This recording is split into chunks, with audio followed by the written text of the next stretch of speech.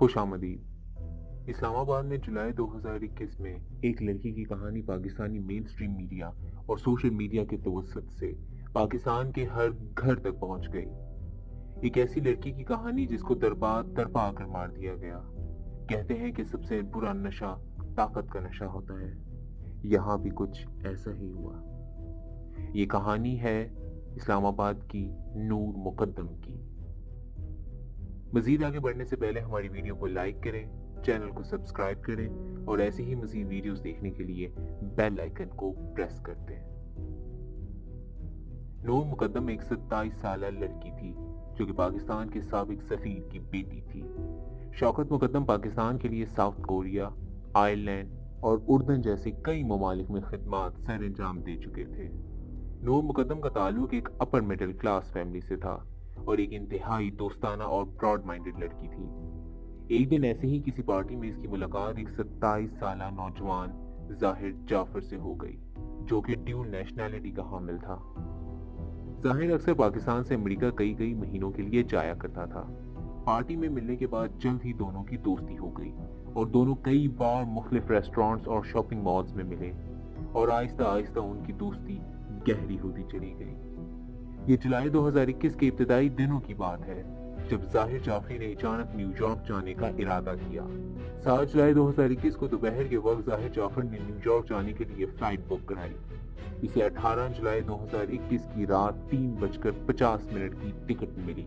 یہ بات اس نے 7 جولائی کو ہی نور کو بتا دی، مگر کسی وجہ سے دونوں کی ملاقات نہ ہو سکی۔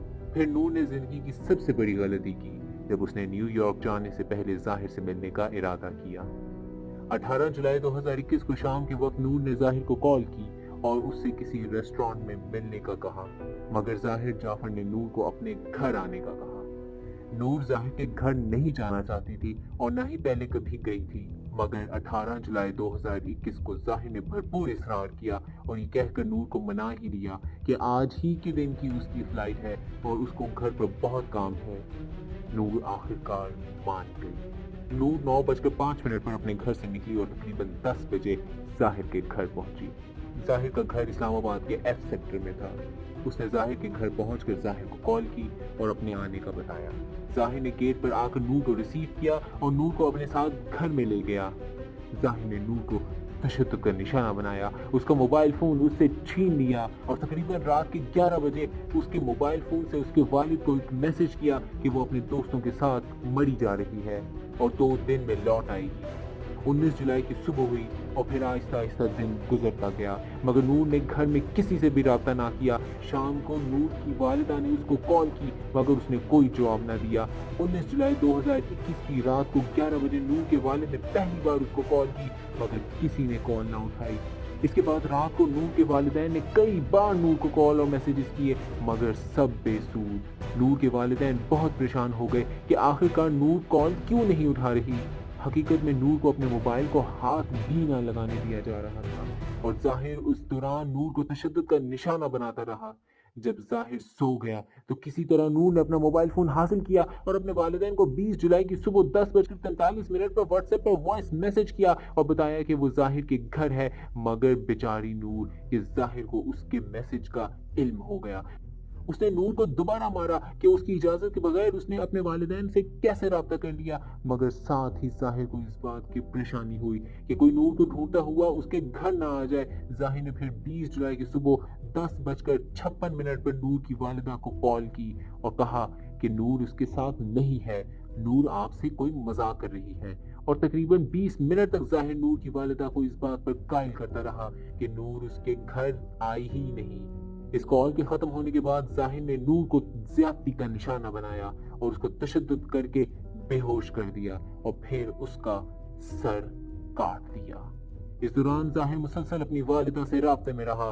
اس نے 2:21، 3:03 اور 4:17 پر اپنی والدہ کو کال کی۔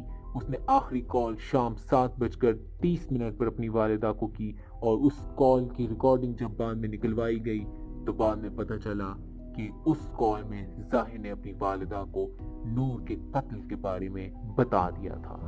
ظاہر نے 2 دن تک نور کو تشدد کا نشانہ بنایا، اس کے ساتھ کئی بار زیادتی کی اور آخرکار اس کو ہلاک کر دیا۔ اور اس کے مرنے کے بعد اس کا سر اس کے دھڑ سے الگ کر دیا۔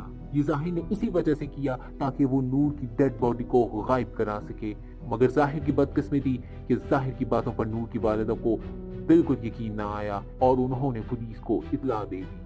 نور کے والد شوکت مقدم نے پولیس میں نور کے غائب ہونے کی کمپلینٹ درج کرائی اور اپنے تعلقات کا استعمال کیا، جس کی وجہ سے پولیس جلدی حرکت میں آئی اور رات 10 بجے کے قریب پولیس نے ظاہر کے گھر پر چھاپا مارا اور ظاہر کو نور کی لاش کے ساتھ پایا۔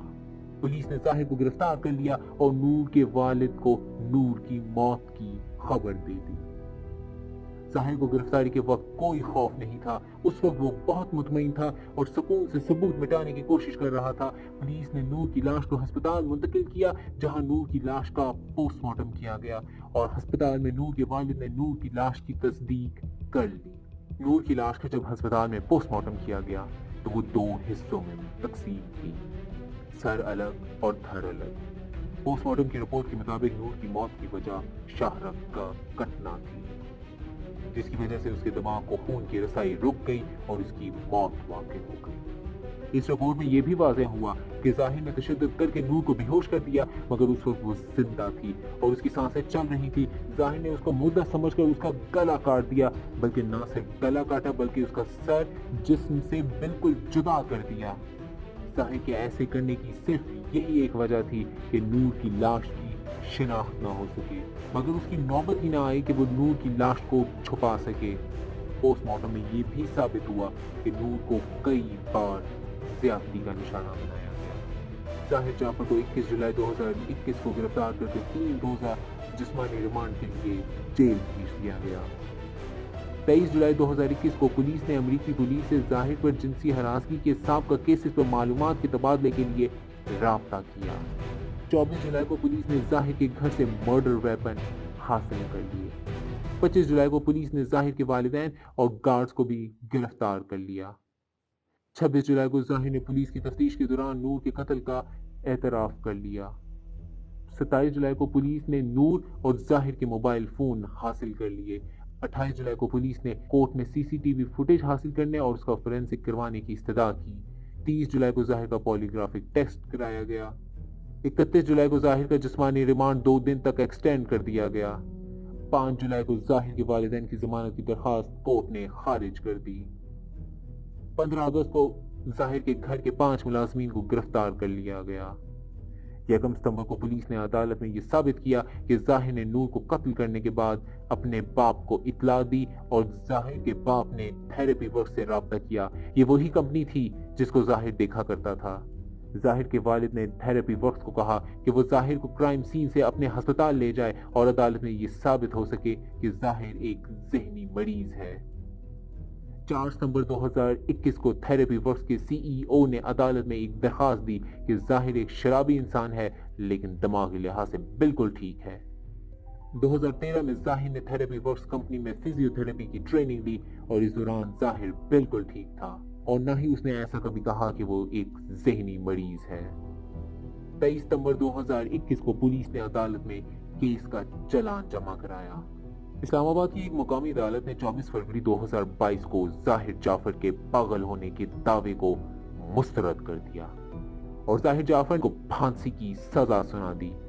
اس فیصلے کے خلاف ظاہر جعفر نے اسلام آباد ہائی کورٹ میں پٹیشن دائر کی اور 14 جون 2022 کو اسلام آباد ہائی کورٹ نے پٹیشن کو سماعت کے لیے منظور کر لیا۔ یہ تھی نور مقدم اور ظاہر جعفر کی اب تک کی مکمل داستان۔ آپ کو ہماری کہانی کیسی لگی؟ ویڈیو پسند آنے کی صورت میں ویڈیو کو لائک کریں، چینل کو سبسکرائب کریں اور نیچے کمنٹس میں اپنی قیمتی رائے سے ضرور آگاہ کریں۔ بہت